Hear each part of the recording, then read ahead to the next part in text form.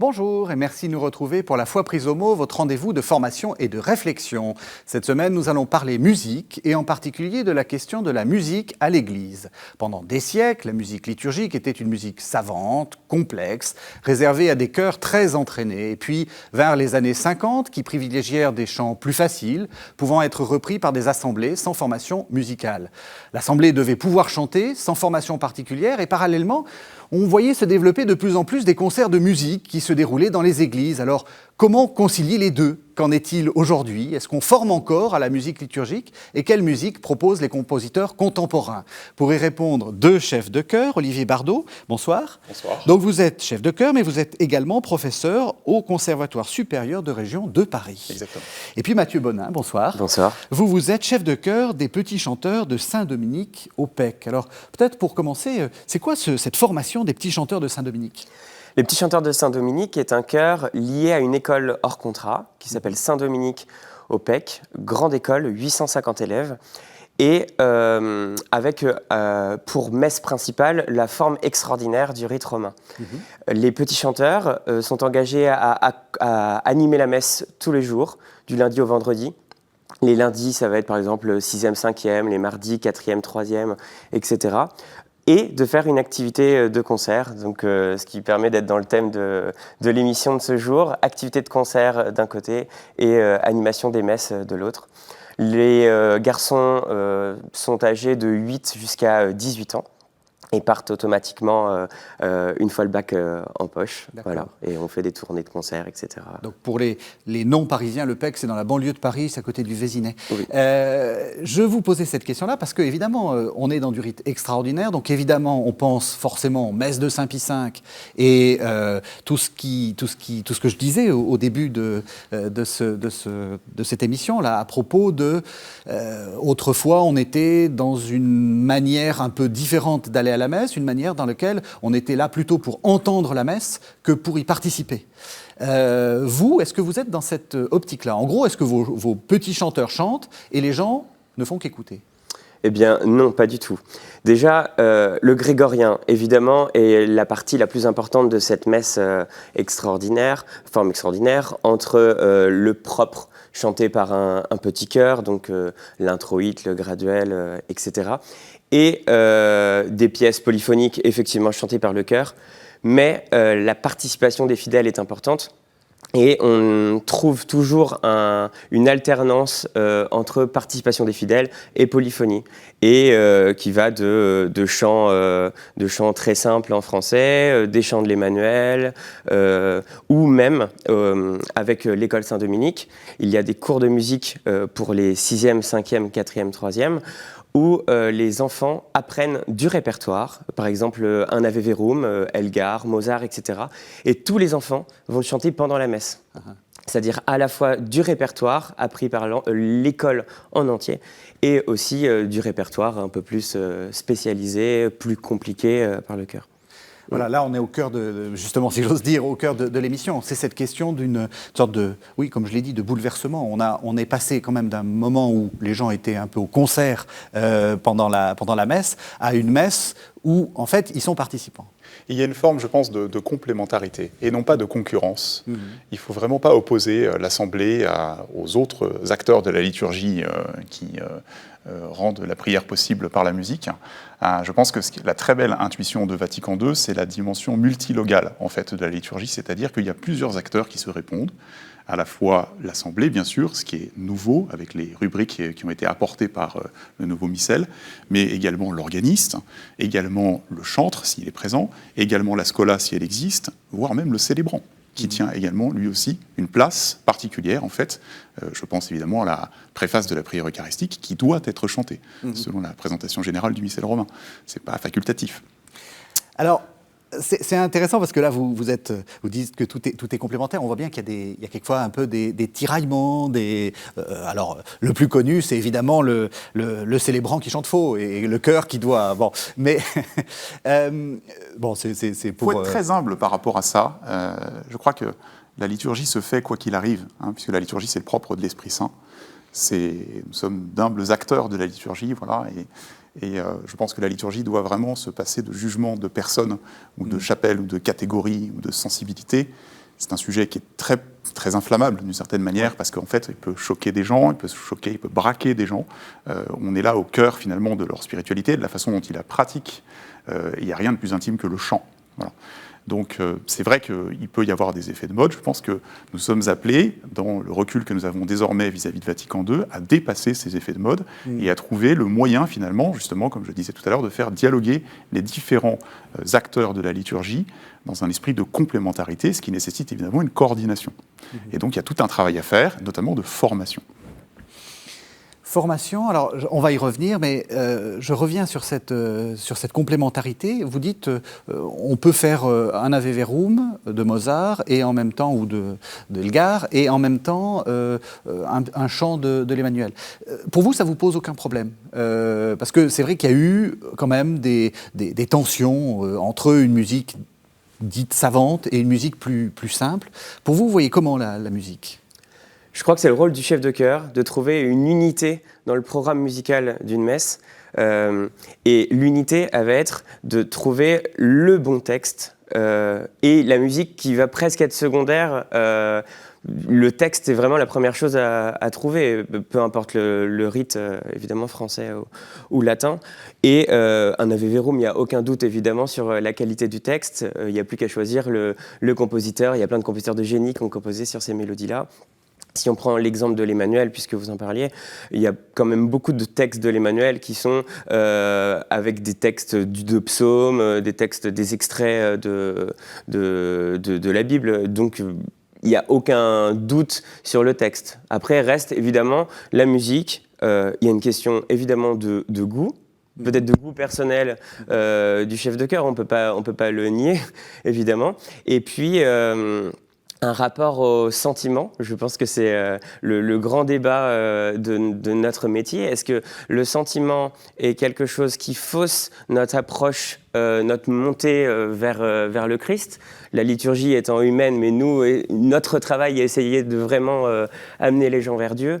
Ou alors est-ce que c'est se satisfaire d'un sentiment, d'une écoute presque un peu charnel parfois de la musique, vous voyez, qu'on pourrait avoir sur certains répertoires. Je sais pas, on prend souvent l'exemple de la musique romantique où on va tout de suite avoir le pathos. Oui. Voilà. Voyez. Je rebondis sur ce que tu dis parce que ça me fait penser à ce que disait le pape Benoît XVI dans l'esprit de la liturgie par rapport à cette problématique. Je pense qu'on en reparlera tout à l'heure, notamment avec la place de la grande musique, ce qu'on appelle la grande musique, c'est-à-dire la musique de grand répertoire, des compositeurs des siècles précédents dans la liturgie. Le pape Benoît XVI disait cette chose absolument magnifique que l'esprit de la musique liturgique, c'est d'abord sursum corda, c'est-à-dire d'élever en fait les âmes vers quelque chose qui dépasse simplement le seul fait de se rassembler. Parce que nous sommes rassemblés pas simplement pour être ensemble, nous sommes rassemblés au nom du Christ. Voilà. Et je crois que la sacralité du répertoire abordé, l'unité, la cohérence, voilà, qui a été réfléchie par le chef de chœur, mais en concertation avec l'organiste, avec le célébrant, avec les différents acteurs de la liturgie, va permettre, si elle est abordée dans un esprit d'humilité, de service de la liturgie, et non pas de mise en valeur de telle ou telle personne, d'établir par la grâce de l'Esprit Saint, qui vient nous saisir dans nos célébrations dominicales, si humble soit-elle, voilà, elle va nous saisir et elle va permettre ce sursum corda qui va donner ce supplément d'âme et faire que nous allons pouvoir être envoyés en mission, ce qui est le propre et le sens même de la messe. Alors ça surprend parce que Mathieu Bonin vient de le dire, à la limite le plus important c'est le texte. Vous êtes d'accord avec ça ? Enfin je veux dire, je trouve ça, comme vous dites, c'est très humble comme manière de dire, puisque vous êtes quand même plutôt au service de la musique, et en fait vous dites non, c'est le texte qui est le plus important. Est-ce que vous êtes d'accord ? Alors je suis d'accord parce que, on verra ce que Mathieu en dira, et ça m'intéresse de savoir ce qu'il en pense, même si j'ai une petite idée, parce que je connais bien Mathieu, mais en fait le texte doit être premier dans la mesure où nous ne sommes pas dans une démarche purement esthétique lorsque nous nous situons en termes de chœur liturgique. Nous ne sommes pas dans une dimension de concert. On l'a rappelé tout à l'heure dans le générique de l'émission. Voilà. Nous sommes dans une dimension de service de quelque chose qui nous dépasse. Donc, nous devons faire preuve d'une certaine forme d'humilité, et j'allais presque dire d'obéissance, vis-à-vis des textes qui nous sont proposés par les différentes rubriques liturgiques, voilà, de façon à ce que, finalement, nous ne soyons pas décideurs, d'une certaine manière, de ce qui va être mis en valeur ou de ce qui va être laissé de côté, Et nous allons placer notre subjectivité, qui est inévitable, voilà, au service de quelque chose qui est vraiment le propre de la liturgie, voilà, dans lequel il y a un certain nombre de règles qui sont à respecter. Et lorsqu'elles le sont, j'allais dire, avec intelligence et avec complémentarité entre les différents acteurs de la liturgie, les choses se passent en général plutôt bien. Vous êtes d'accord ? Évidemment, je suis totalement d'accord. Le rôle du chef de chœur est d'être souple et d'être au service de la liturgie. Quand je dis souple, c'est que d'un contexte à l'autre, il va falloir complètement s'adapter. Si je prends avec les petits chanteurs de Saint-Dominique, la forme extraordinaire, le grégorien va être dominant tout de même dans cette liturgie. Dans mon ancienne activité à la cathédrale de Chartres pendant 6 ans, le grégorien était secondaire tout de même.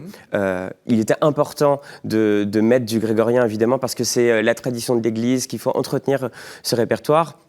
Mais si on pense participation des fidèles, évidemment, on va jauger et on va mettre un répertoire qui sera plus adéquat par rapport aux fidèles. Et encore une fois, indépendamment de nos goûts personnels, uniquement parce que nous sommes au service de la liturgie, d'un lieu, d'une cathédrale, des fidèles et du clergé, évidemment. Alors, il a dit la mémoire de l'Église, et donc on arrive, enfin de la tradition de l'Église, on arrive à ce qu'on disait à propos de la formation. Est-ce que vous vous sentez un peu les gardiens du temple, dans le sens, avec un petit jeu de mots, mais c'est-à-dire le gardien d'une très longue tradition musicale qu'il ne faut surtout pas perdre? Absolument. Alors, je n'aurais pas employé l'expression gardien du temple qui peut éventuellement prêter à confusion dans le sens d'une éventuelle confiscation des choses. Non, encore une fois, nous sommes serviteurs, mais nous avons un rôle à jouer et nous avons une énorme responsabilité. Parce que, encore une fois, la musique est ce qui parle au cœur des gens. C'est le langage de l'âme.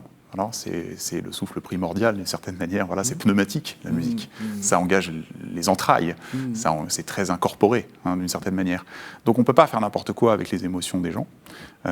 Et c'est là qu'on a effectivement une responsabilité. C'est là que nous pouvons nous tourner vers la source. La tradition n'est pas quelque chose de sclérosant. Pour les chefs de chœur, peut-être un peu nouvelle génération, même si maintenant, moi j'ai déjà 44 ans, voilà, que nous sommes, la tradition n'est pas quelque chose qu'on doit mettre en opposition, qui doit être une mode ou une sensibilité. Pour moi, la tradition est un tout, c'est une espèce de répertoire, de réservoir inépuisable dans lequel aller puiser finalement aux sources de gens qui se sont posés les mêmes questions que nous, avec des contextes différents et qui peuvent être inspirants à tout moment en face d'une situation donnée, voilà, où il faut justement aller chercher un chant qui va particulièrement coller à une occasion particulière et se poser toujours la question, qu'est-ce qui va véritablement servir l'esprit de la liturgie, voilà.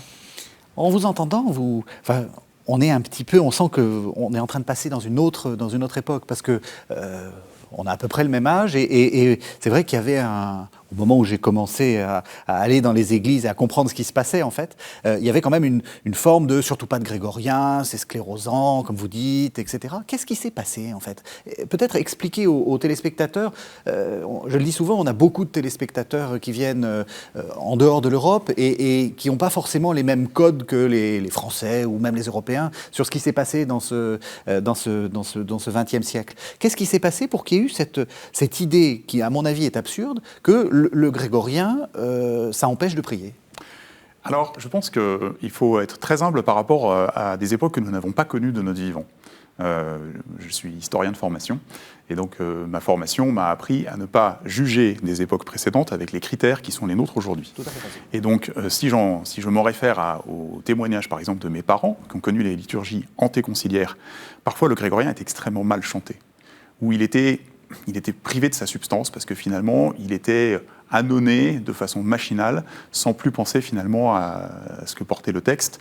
Et donc ça a pu desservir, je pense, auprès de toute une génération, le rôle du grégorien, qui est vraiment de restituer les gens dans une prière d'intériorité. Voilà. Il y a une immédiateté de l'intériorité dans le grégorien qui est inégalable, quel que soit le type de musique qu'on utilise à l'Église. Et c'est pourquoi, d'ailleurs, dans sa grande sagesse, l'Église l'a choisi comme musique prioritaire. Voilà. Ensuite, je ne vais pas revenir sur toute l'époque qui s'est passée après, parce que chacun a présent à l'esprit, malheureusement, qu'il y a eu des dissensions très importantes et très graves, que nous sommes appelés à dépasser. Moi, ce que je constate aujourd'hui, pour rester positif, et Dieu sait si on en a besoin aujourd'hui, c'est que dans le rôle qui est le mien de former des jeunes à la fois à la composition, à la musique liturgique, à la direction de chœur, ce ne sont plus les problèmes de la jeune génération aujourd'hui.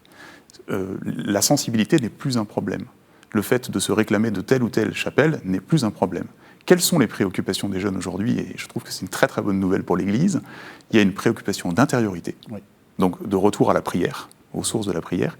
Il y a une préoccupation de mission qui est absolument évidente pour eux. La question ne se pose même pas de savoir s'il faut témoigner de sa foi. De toute façon, il faut le faire. Voilà.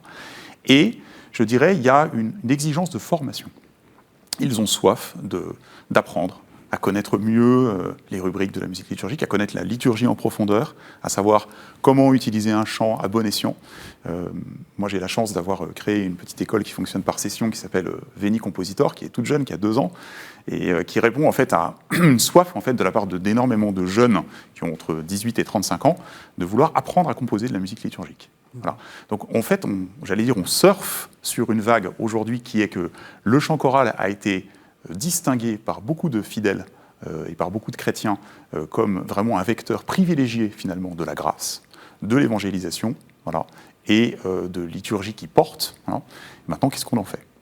Est-ce qu'on laisse les choses se dérouler en état et s'atomiser, parce qu'il y a un risque d'éclatement entre tous les styles qui existent et qui sont incroyablement multiples, voilà. Ou bien est-ce qu'on travaille avec les différentes sensibilités et selon les différents charismes qui doivent continuer à être multiples, à recréer une unité finalement vers ce qui est le sens premier de la liturgie, qui est ce service finalement des fidèles qui se rassemblent au nom du Christ. Mathieu Bonin, comment est-ce qu'on fait pour pas que le grégorien devienne quelque chose d'annonné? Comment vous faites pour le rendre vivant à des enfants qui ont entre 10 et 18 ans quoi? Par rapport à ce que Olivier vient de dire, tu as parlé de la formation, et la formation, c'est ce qui fait tout. Vous voyez, la perte du grégorien, c'est aussi les échos que j'ai eus de l'avant-concile du grégorien, qu'il était mal chanté et que il y a eu un dégoût, d'une certaine manière, de ce grégorien. Mais je pense qu'il y avait vraiment un défaut de formation. D'ailleurs, de manière générale, la formation, au-delà de la liturgie, la formation des chanteurs, la formation théorique est beaucoup plus tardive, même la formation des chefs de chœur. Les chefs d'orchestre a toujours été un poste professionnel, le chef de chœur, comme les chanteurs, c'est, je sais pas, 70, 80 peut-être les années, et encore. Chef de chœur. Les cursus de formation de chef de chœur dans les conservatoires, ça date des années 90. C'est extrêmement récent, ça a à peine 30 ans. La plupart des maîtres de chapelle de cathédrale n'avaient pas de formation en tant que telle, avait plutôt une pratique, évidemment, de la pratique, c'est ce qui s'est fait de tout temps, évidemment, donc ça fonctionne. Mais je pense que, pour revenir à votre question sur le grégorien, la formation, c'est ce qui fait tout. Et alors, comment on fait pour que ça soit agréable, que ça soit beau? Faites-nous rêver un peu avec du grégorien. Moi, je dirais, dans un premier temps, se détacher des partitions. Revenir à de la tradition orale et apprendre, comprendre le texte dans un premier temps, et ensuite apprendre tout simplement, comprendre que c'est tout simplement de la musique qui coule, tout simplement de la musique qui émane de Dieu et qui est d'une évidence exceptionnelle. Peut-être beaucoup plus qu'une polyphonie un peu compliquée, etc. Là, ça doit sonner, c'est immédiat. Voilà. Le grégorien est une musique non mesurée. Et c'est quelque chose que je trouve absolument extraordinaire, parce que, en tant que modeste compositeur, moi je me suis posé la question justement de cette mesure, c'est-à-dire cette façon de faire rentrer la musique, et en particulier la musique d'église, dans le carcan d'une mesure où il y a des temps forts, des temps faibles, et parfois ça pose d'énormes problèmes de prosodie, c'est-à-dire la façon dont on agence les paroles du texte avec le rythme naturel de la musique. Voilà. Et ce qu'il y a d'extraordinaire dans le grégorien, et j'élargis un petit peu à la musique psalmodiée, aussi. C'est-à-dire, je prends par exemple la musique d'André Gouze, que j'admire énormément, c'est-à-dire cette liberté par rapport à la mesure, au carcan de la musique mesurée et proportionnée, d'avoir finalement la parole de Dieu qui se développe, qui se déroule de manière naturelle, comme si on la cantilait, ce qui est le propre même du grégorien, puisque à l'origine, comme le citait Mathieu, le grégorien est une tradition orale. Pendant quasiment 500 ans, en fait, il s'est transcrit sans aucune notation musicale, avant que les neumes apparaissent au IXe siècle. Et donc, ce côté spontané, finalement, de cette musique qui était apprise par cœur et qui était chantée par cœur, ça permettait ce que Louis-Marie Vigne, qui a été mon formateur de grégorien, appelait le silence mental. C'est-à-dire on met en veilleuse son émotionnel, on met en veilleuse ses petites pensées du moment, et on est tout entier disponible. On est traversé par l'Esprit Saint, par cette fonction pneumatique de l'Esprit qui se met en place avec la musique qui coule à travers nous et qui est restituée en fait par les voûtes de l'édifice dans lequel on chante. C'est une expérience unique. Et d'ailleurs, les compositeurs ne s'y sont pas trompés parce que le grégorien reste encore aujourd'hui, peut-être un peu moins en France où on a un rapport un peu polémique avec lui, mais pas du tout, par exemple, chez les compositeurs étrangers qui, moi, m'intéressent beaucoup, en particulier les compositeurs nordiques. Hein. Eh bien, ça reste le substrat par excellence pour composer de la musique sacrée. Le substrat par excellence. Tout le monde se réfère au grégorien parce que c'est une musique qui est tellement indémodable, qui est tellement élevante, qui est tellement immédiatement spirituelle, qui est tellement intérieure, qui est tellement, j'allais dire, dense, qu'elle peut constituer le noyau de toutes les formes de polyphonie possibles et imaginables. C'est inépuisable, le grégorien, en fait. Vous êtes d'accord, il y a un rôle spirituel aussi dans vos formations, enfin je veux dire dans le chœur. Chanter, ça aide à élever l'âme. Évidemment, ça aide à la fois pour ceux qui écoutent et pour ceux qui participent. Évidemment, il y a déjà, je reviens toujours au rapport au texte. Pour moi, c'est le fil rouge de notre pratique, d'expliquer le texte si je prends les petits chanteurs de Saint-Dominique, on va commencer notre répétition par une prière pour déjà se mettre comment dire, dans le bon état d'esprit. Celui que tu expliquais justement dans la manière de chanter le grégorien, c'est-à-dire on est au service d'eux. Même en répétition, on doit déjà être dans cette dimension spirituelle. Et d'ailleurs, même en concert, surtout avec les petits chanteurs de Saint-Dominique, le concert, pour nous, c'est une transmission spirituelle et non pas un concert en tant que tel. On insiste beaucoup dessus et même en avant-concert, on explique au public qu'on n'est pas dans un concert comme au théâtre ou je ne sais quoi. On est là, au contraire, pour prier sur un texte précis, sur un psaume précis, et encore une fois, pour élever l'âme, les gens peuvent prier pendant le concert. Il faut que ce soit une vraie expérience spirituelle. On va revenir sur la question du concert. Vous avez dit, on va expliquer le texte. Ça vous arrive, par exemple, quand vous démarrez un nouveau texte, enfin, quand vous apprenez un nouveau texte à votre chœur, d'en faire un commentaire ? C'est quasi... Déjà d'en faire la traduction, parce que c'est du latin, donc peut-être qu'ils sont peut-être très forts en latin, vos chanteurs. Bon, mais... c'est pas toujours du latin, hein, je précise. Oui, c'est pas toujours du latin. Le psaume 42 de Mendelssohn que nous avons travaillé cette année était en allemand, par exemple. Mais évidemment, on va commencer par faire une explication, comprendre d'où vient cette œuvre. Enfin, je veux dire, à quel moment de la liturgie on la chante. Est-ce que c'est des vêpres, des laudes? Est-ce que c'est une partie de la messe? Ça, c'est la première chose, et puis comprendre le texte précisément. Et on a la chance d'avoir un aumônier, évidemment, qui est là plus que moi pour expliquer justement un peu plus en profondeur ces choses-là. Vous aussi, vous faites un petit commentaire de texte ? Ah ben non seulement je fais ça parce que j'aime beaucoup le faire, mais en plus de ça, je vais encore plus loin. Je pense qu'il y a une dimension pédagogique à entretenir vis-à-vis du public. Alors là, je me situe pour le coup dans le cadre du concert, qu'il soit concert spirituel ou même concert de musique sacrée, pour le coup avec des gens qui payent un billet pour venir écouter de manière esthétique. La musique sacrée, parce qu'il y a aussi cette réalité qui existe aujourd'hui. Eh bien, je pense qu'il est de notre devoir, en tant que chef de chœur, de les faire rentrer dans la spiritualité du compositeur. Voilà. Quand on donne le Requiem allemand de Brahms, par exemple, il y a une construction architecturale des mouvements en pyramide qui monte vers le quatrième mouvement, qui est le sommet, qui est les parvis célestes, et qui redescend ensuite avec chacun des mouvements qui se répondent, avec bienheureux ceux qui pleurent, les béatitudes, en premier mouvement, et bienheureux ceux qui meurent dans le Seigneur, en dernier mouvement. On ne peut pas passer à côté de cette dimension-là. Si on passe à côté de cette dimension-là, sans rentrer dans une dimension professorale, conférence musicologique, musicologique, on perd une certaine saveur finalement de ce que le compositeur a voulu exprimer de purement spirituel, c'est-à-dire qui élève l'âme vers quelque chose qui nous dépasse. Et je crois qu'on vit dans une société aujourd'hui qui est malheureusement tellement déspiritualisée qu'il est de notre devoir de reconduire les gens et de les accompagner en fait, dans une meilleure compréhension des textes que nous chantons, que ce soit au concert ou à l'église. Alors évidemment, à l'église, on ne va pas faire une conférence musicologique avant la messe, on est bien d'accord. Mais au concert, ça vous arrive? Ah, mais tout le temps, ouais. Tout le temps. C'est une des choses auxquelles je crois le plus fermement, c'est à la vocation du concert pédagogique. Ouais. Hein, c'est-à-dire prendre les gens par la main. Je vais même très très loin, puisque je fais des concerts pendant lesquels je vais par exemple donner à entendre une voix, je vais parler pour expliquer ce qu'elle exprime, puis la mettre en rapport avec une autre, pour montrer comment le compositeur a créé des dissonances ou au contraire a fait des détentes. Voilà. Et puis ensuite, je vais prendre juste 4 mesures et m'arrêter sur un accord, par exemple. Donc avoir presque une vision pendant quelques minutes chirurgicale de la facture de composition pour que les gens se sentent intelligents quand ils vont écouter la musique. Parce que, attention, quand on fait comme moi, par exemple avec Stella Maris de la musique du XXe siècle, quand on chante Poulenc, quand on chante les compositeurs scandinaves dont les Français en général absolument jamais entendu parler, on ne va pas leur balancer ça en pleine figure sans préparation. C'est d'une certaine manière un manque de respect.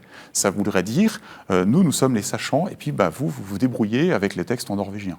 Vous voyez, c'est indispensable quand vous faites un psaume de Grieg, déjà d'avoir la traduction du psaume parce qu'il est chanté en norvégien, voilà, et ensuite de savoir, par exemple, ça peut être très très très passionnant pour un spectateur ou un auditeur, de savoir que Grieg a composé ça à la fin de sa vie, alors qu'il n'avait jamais fait de musique sacrée, parce qu'il a commencé à se poser la question de la mort, et qu'en 1906, quand il compose ces 4 psaumes absolument sublimes, que je vous invite d'ailleurs à écouter si vous ne les connaissez pas, parce que la plupart des gens ne les connaissent pas, voilà, eh bien, il s'empare de textes qui, a priori, lui disent rien parce qu'il est étranger à toute éducation religieuse, et pourtant, il en fait quelque chose de spirituel.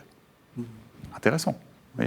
Donc ça, je pense que le public a le droit de savoir, et même nous avons le devoir d'informer le public de ce genre de choses. Et lorsque nous nous resituons dans un contexte liturgique, cette fois-ci, évidemment, il n'est pas question d'avoir, comme je le disais tout à l'heure, une conférence musicologique, mais par exemple, imprimer sur la feuille de messe la traduction du motet qu'on va chanter en latin, évidemment que les gens vont rentrer davantage dans une prière plus personnelle, plus incarnée, à partir du moment où ils vont savoir de quoi il s'agit. Eh bien, je vous propose de faire un peu ça, c'est-à-dire qu'on va entendre 2 extraits de 2 concerts, et c'est intéressant parce que vous allez voir qu'il va y avoir plusieurs manières de rentrer dans la musique. Alors, on va commencer peut-être par le vôtre. Donc, c'est donc votre ensemble, Stella Maris, et c'est du Arvo Part. Alors, je vous propose qu'on écoute la musique et après vous nous commentez ce que vous avez voulu faire.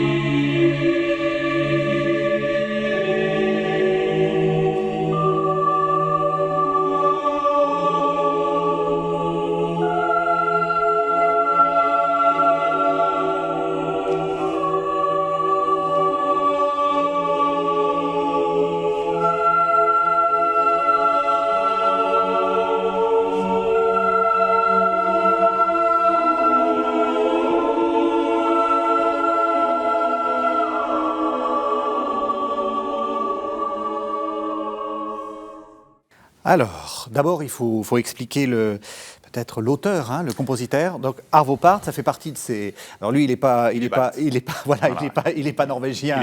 Il est estonien. Mais c'est le même arc en fait autour de la mer Baltique qui aujourd'hui procure à peu près 75% de la composition chorale contemporaine. C'est ça. Donc dans le monde. Oui.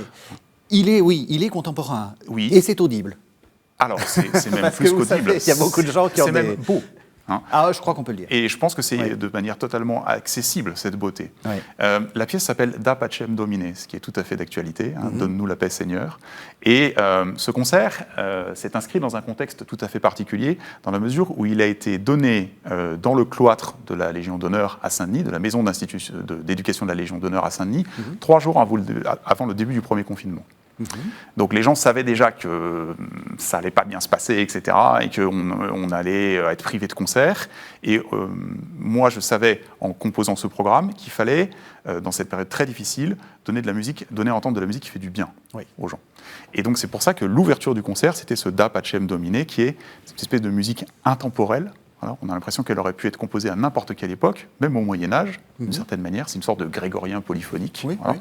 Et là, en quelques mots, ça a trait au parcours très personnel d'Arvo Pärt, qui est quelqu'un qui a commencé par écrire dans sa jeunesse une musique extrêmement scientifique, très intellectuelle, très sèche, très désincarnée, et qui a connu une crise de sens, qui s'est mis à arrêter d'écrire. Pendant 10 ans, il n'a plus rien écrit. Il s'est formé à la musique médiévale, au grégorien, et accessoirement, il s'est converti au christianisme. Et à partir du moment où il a recommencé à écrire de la musique, il a écrit sans renier, et c'est ça qui est très intéressant dans sa démarche, son passé de sérialiste, c'est-à-dire de mathématicien qui sait exactement, d'architecte qui sait exactement où placer chacune des notes pour qu'elles résonnent comme une corde de façon harmonieuse dans un ensemble. Il a écrit une musique assez minimaliste. Vous en avez un exemple avec le Da Pacem. Vous savez, c'est presque tonal, d'une certaine manière. Voilà. C'est très accessible comme musique. Attention, c'est difficile à interpréter. Oui, à mon avis, ça doit être très compliqué. C'est difficile à interpréter parce que comme c'est du cristal, si vous mettez une poussière sur un cristal, c'est la première chose qui se voit. Voilà. Donc il faut évidemment une forme de pureté, finalement, dans l'interprétation. Et ce qui est très intéressant, dans l'expérience que j'en ai eue, même dans la conduite, c'est difficile à diriger parce que le tempo est très lent. Donc on doit avoir des mouvements qui sont très, très proportionnés, qui mettent les chanteurs à l'aise. Voilà. Et donc, ce qui est très intéressant dans mon expérience de la direction de cette pièce, c'est qu'en fait, si on n'est pas détendu et si on n'est pas calme en soi, ça ne marche pas. Donc, c'est une expérience spirituelle. C'est une expérience. Même la musique, physiquement, a un impact. Mais évidemment. Et donc, vous imaginez bien, les spectateurs et les auditeurs qui sont venus à ce concert, vous avez vu que c'est spatialisé, qu'on est sur une arête du cloître de part et d'autre. Les spectateurs étaient derrière, on ne les voit pas à l'écran. Voilà. Mais il y a un visuel avec des bougies, donc c'est beau à regarder. Il y a quelque chose d'harmonieux, il y a quelque chose qui est en mouvement, parce qu'après, à un moment donné, plus tard dans la pièce qu'on n'a pas vu à l'écran, on bouge vers le grand réfectoire, voilà, avec le public qui nous suit derrière. Voilà. Donc c'est une expérience physique, bien sûr. Et je crois qu'il y a, Mathieu pourra vous en reparler aussi, mais il y a vraiment à faire évoluer le concert aujourd'hui. On ne peut plus imposer finalement la forme du concert sérieux où des gens triés sur le volet viennent écouter entre eux une musique extrêmement sérieuse parce qu'ils ont la culture pour l'appréhender, fixe, statique, en costume, etc. Voilà. Faisant des remarques sur les interprétations exactement, et sur le contrut qui n'est pas placé exactement comme il faudrait. On a, je vais laisser Mathieu en parler parce qu'il faut aussi qu'il donne son avis, ça m'intéresse beaucoup d'avoir le sien, une crise du spectacle vivant aujourd'hui. Avec notamment le contexte qui nous empêche d'aller voir les gens en concert ou au théâtre. Voilà. Rien ne remplace l'expérience du concert vivant, parce qu'il y a une interaction entre le public, le chef et les interprètes. Une communion. C'est de l'ordre spirituel. Même lorsque le concert n'est pas de musique sacrée, il y a quelque chose, il y a une spiritualité du concert qui est parfaitement palpable au moment où vous applaudissez à la fin, parce que vous êtes subjugué par la musique, et qui est aussi palpable dans les silences entre les mouvements, et le silence que le chef doit conserver à la fin dans la résonance du dernier son, avant que le public ne marque son approbation et sa gratitude par les applaudissements. C'est une expérience physique et spirituelle, le concert, bien sûr. Vous êtes d'accord ? Parce que, après tout, j'aurais tendance à dire, écoutons plutôt un CD, ça ne sera jamais aussi bon que... ce que vous allez nous faire en direct ne sera jamais aussi bon. Il y aura toujours un écho qui ne va pas, etc., quelqu'un qui se trompe. Mais... Oui, mais c'est aussi se dire que chaque expérience, chaque concert est unique. C'est aussi magique de se dire, je pense qu'on connaît tous des personnes qui viennent plusieurs fois à nos concerts, nos mêmes concerts, qui vont revenir le lendemain parce que ça leur a plu, et qui après vont nous dire, j'ai préféré le deuxième mouvement de telle œuvre hier, il y avait vraiment quelque chose de magique, alors qu'aujourd'hui j'ai apprécié tel mouvement que j'avais pas entendu hier. Il y a plusieurs critères à prendre en compte. Il y a les chanteurs, le chef, mais il y a aussi l'oreille du spectateur et sa sensibilité à un moment donné, son état de forme, etc. Et puis aussi son rapport évidemment au spirituel. Je sais pas, est-ce qu'il s'est passé quelque chose de grave dans sa journée et qu'il arrive le soir et qu'il va entendre quelque chose qui va l'élever vers le ciel. Vous voyez, il y a plein de contextes à prendre pour pour vraiment, comprendre que cette prestation, elle est unique et elle est unique en son genre. Et c'est la magie de la musique. Enfin, moi, c'est ce qui m'a donné cette vocation de faire de la musique mon métier. Nous enregistrons cette émission pendant le premier, enfin la première diffusion sera pendant le confinement, hein, le second confinement. Peut-être que ça sera rediffusé, donc espérons que ça sera déjà de l'histoire. Vous souffrez en ce moment on dit souvent justement les spectacles, c'est terrible. Est-ce que vous pouvez, c'est compliqué? Il y a différentes formes de souffrance. Oui. Quand on a décidé d'être musicien, d'être chef, on a quand même une forte activité de concerts et je pense qu'Olivier pourra en témoigner. Nos concerts sont tous annulés ou reportés sans avoir de date précise, justement, vu les conditions actuelles. En mars, les concerts avaient été reportés en octobre-novembre en se disant on est large, ça va pour le faire. Et puis finalement, on se rend bien compte que c'est pas le cas. Donc oui, on souffre parce que c'est un métier passion d'être chef de chœur. Et évidemment, de ne plus pouvoir pratiquer sa passion, c'est extrêmement difficile. Après, matériellement, évidemment, c'est compliqué aussi parce qu'on gagne de l'argent lors de nos concerts et c'est à prendre évidemment en compte. Mais on a l'espoir il y a plusieurs choses. Cette période est la bonne pour se poser justement les bonnes questions de comment réformer nos concerts, comment les faire autrement, le rapport au distanciel justement, à faire des choses sur Internet, le rapport à l'image, avec mon ensemble séquencier dont on verra un extrait ensuite. Juste après. Eh bien, on se pose ces questions en permanence sur comment on va faire pour être impactant, pour pouvoir... parce que le problème des concerts classiques, c'est qu'on peut réfléchir aux différentes formes pendant le concert, mais il faut encore attirer les gens à entrer dans l'église. Oui. Et ça, c'est l'étape d'avant. Et pourquoi c'est compliqué? C'est le spectacle vivant qui fait peur, enfin, je veux dire, aller au concert comme aller au théâtre, etc. Ou il y a en plus l'église? Je crois que c'est le lieu déjà. Le lieu. Oui. À être professeur en conservatoire à côté, à Béziers, je me rends compte que parfois le lieu va déjà être un premier problème parce que lieu va tout de suite, église va vouloir dire catholique, religieux, hein, etc. Indépendamment de l'artistique qu'on va faire.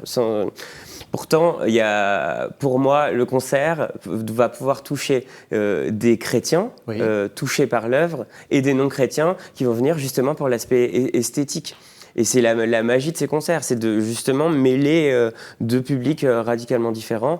Et évidemment, pour nous, chrétiens pratiquants, tenter à notre petite échelle de convertir les personnes qui sont venues jusqu'au lieu écouter notre œuvre. On peut convertir par de la musique? Je crois, oui. Oui, j'en suis quasi sûr. Je vous propose, justement, vous nous y invitez, que vous nous commentiez l'autre concert que nous allons diffuser dans cette émission, enfin l'extrait. Donc c'est votre ensemble séquencier, c'est la Grande Messe en ut et c'est à l'église Saint-Roch à Paris.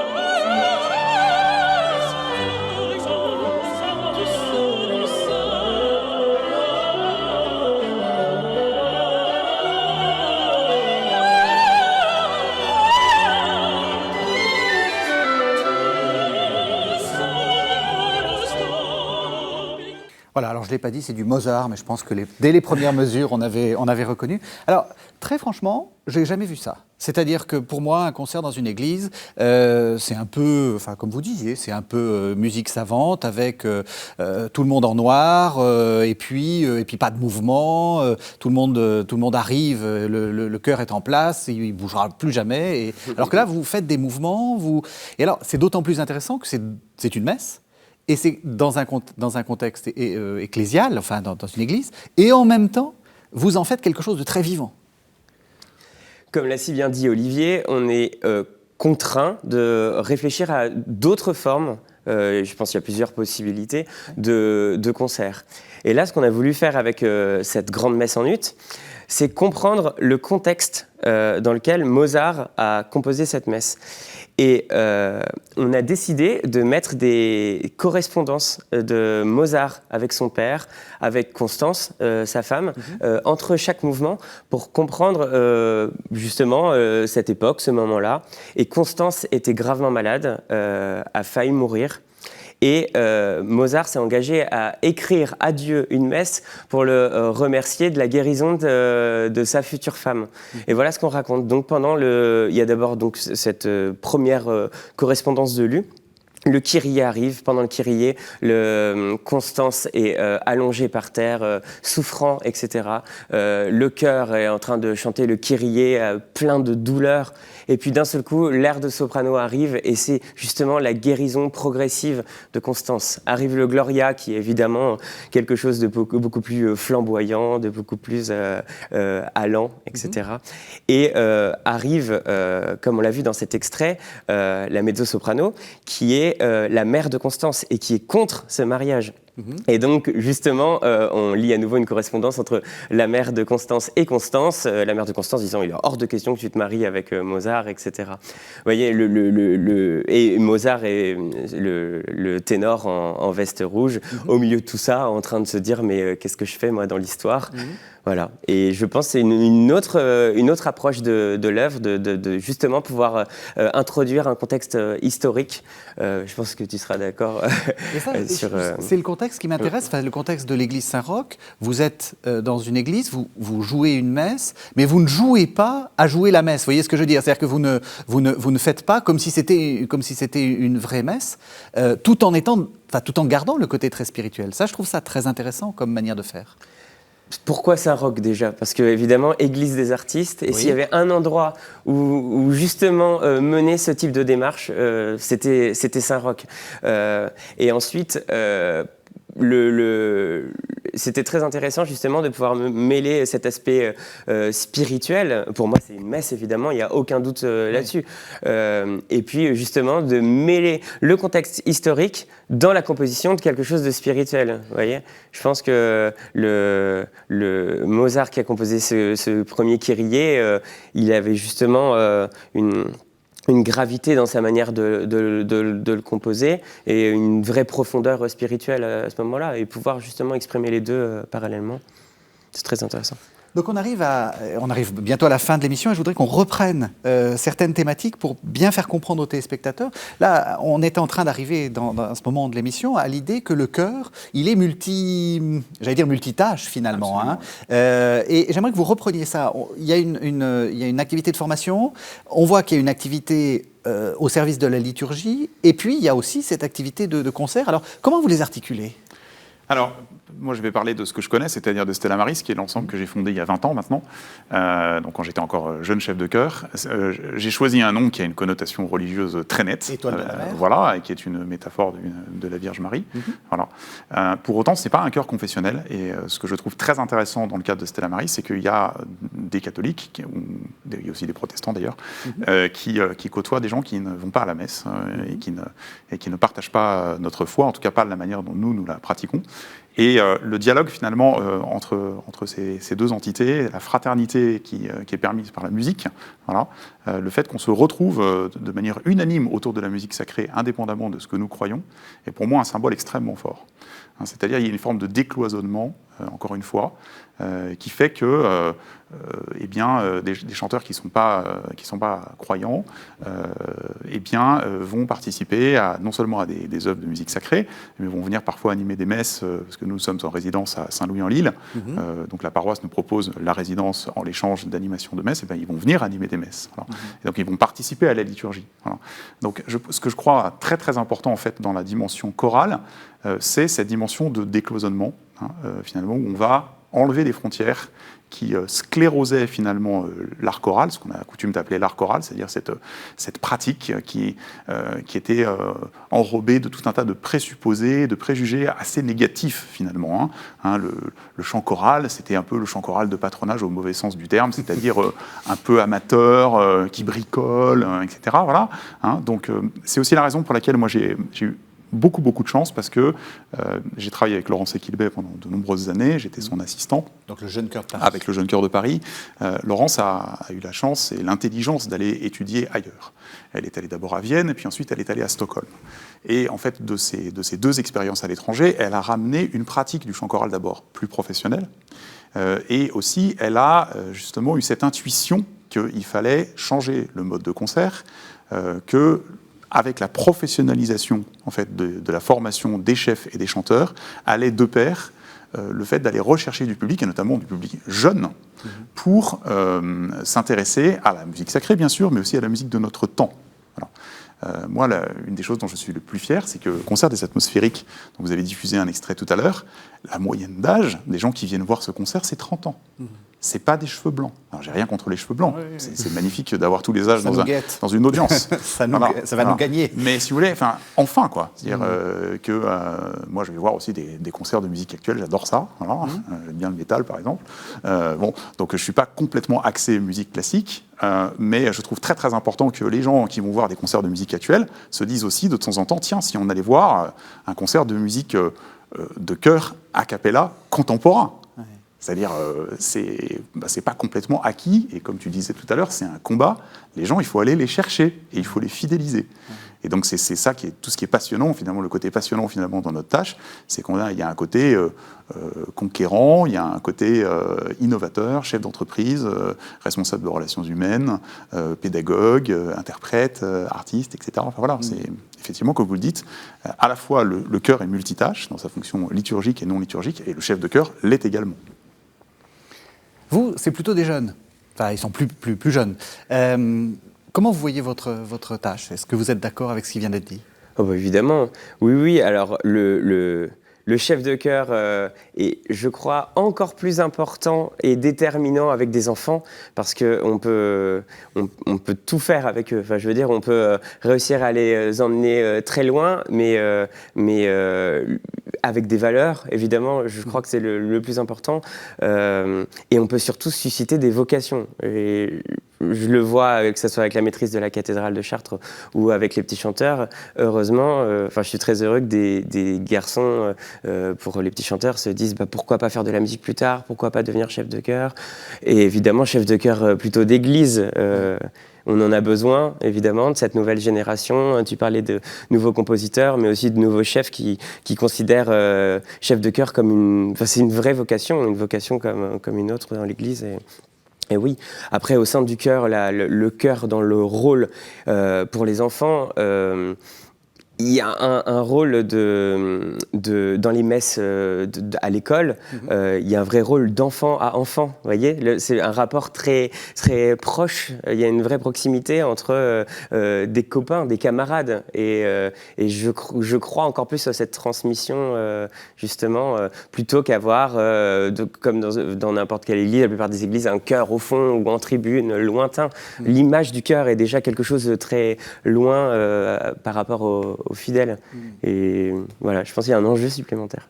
Merci à tous les deux. Alors, peut-être pour continuer à mieux vous découvrir quelques-unes de vos productions, Olivier Bardot, avec votre ensemble Stella Maris, vous avez fait un CD Geistliche Lieder, Brahms, Bruckner, Mendelssohn. Tout ça est relativement classique, on va dire. Hein. Ça, et puis alors après, là, ça se complique. Vous avez fait aussi un autre CD, donc toujours le chœur Stella Maris avec l'ensemble vocal Lux Eterna. Alors, Hildebrando Pizzetti, un requiem, Knut Nystedt, une missa brevis, Vous avez et un très bon accent norvégien, hein. n'est-ce pas, Ouais. et Herbert Howells, un requiem. Oui. Alors voilà, peut-être, il nous reste très très peu de temps, mais il y a des compositeurs contemporains audibles. Absolument. Et qui sont absolument merveilleux. Là, j'ai voulu, avec notamment le deuxième disque que vous avez cité, rendre hommage en fait à trois compositeurs méconnus du XXe siècle, voilà, du deuxième XXe siècle, qui ont écrit des œuvres d'une profondeur absolument insondable et qui, au niveau d'accessibilité et d'audibilité, si on peut parler vraiment de ça objectivement, Oui. ça s'écoute aussi bien qu'une messe de Mozart. Voilà. Donc c'est vraiment, c'est multipolyphonique. Hein. Le Sanctus du Requiem de Pizzetti, c'est écrit pour 12 voix. Donc c'est oui. assez incroyable. C'est vraiment la liturgie céleste, voilà, qui vient sur la terre, quoi. C'est étonnant. Mathieu Bonin, vous, on parlait justement de ces difficultés liées au confinement. Un concert qui est reporté. Oui, Requiem de Mozart avec les petits chanteurs de Saint-Dominique. Cette année, ce sont les 10 ans du chœur et nous voulions fêter cet ensemble justement pour l'anniversaire de cet ensemble avec le Requiem de Mozart. C'est un choix des garçons, des petits chanteurs. Ah oui, Oui. c'est eux qui voulaient Voilà, ça. c'est eux qui ont Parce que décidé. c'est vrai que pour un anniversaire, un requiem, c'est un petit peu bizarre. C'est vrai, mais évidemment, c'était un rêve pour eux de chanter cette œuvre avec un orchestre symphonique en plus, donc beaucoup de budget. Les concerts étaient prévus en mars et avril, notamment Salgavo, et malheureusement ont été reportés une première fois pour le mois de novembre, et là, malheureusement, de nouveau reportés. Donc nous n'avons pas de date actuelle, mais nous allons les donner quand la situation s'améliorera, j'espère très bientôt. Et bien donc on vous le souhaite et on leur souhaite de pouvoir enfin chanter le Requiem avec un orchestre symphonique. Merci beaucoup, merci à tous les deux, merci de nous avoir fait découvrir cette question passionnante de la musique à l'Église, merci de nous avoir suivis. Vous savez que vous pouvez retrouver cette émission sur le site internet de la chaîne www.ktotv.com. On se retrouve la semaine prochaine.